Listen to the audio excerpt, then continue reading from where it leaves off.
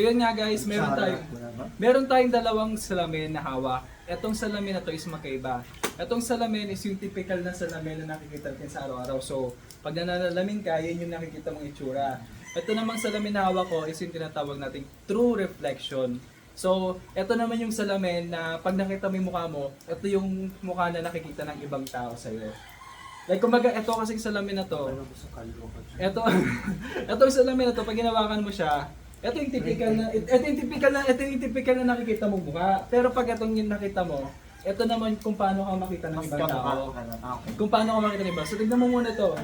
Tumingin ka muna sa salamin. Ano? Tingin ka muna sa salamin. Oh, okay naman, di ba? Hindi, tumingin ka dito sa pagitan. Tignan mo mukha mo, may nagbago ka or anong naging. Or same lang. Ako ganun test ako. Bakit doon nakatabing eh?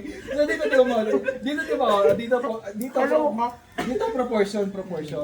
proportion eh, no? O, dito, ito. Nakikita mo. Nakaganon talaga. So, yan yung itsura mo na nakikita ng ibang tao. So, anong masasabi mo? Anong opinion mo pag ganyan yung... Ano ba, i-describe mo sa amin kung ano nakikita mo sa salamin na to? Ay, wala katabi yung ganito mo. Nakatabi Diba? mo? Nakakatawa, diba? Siyang, pag nakita mo, ay, Maggie,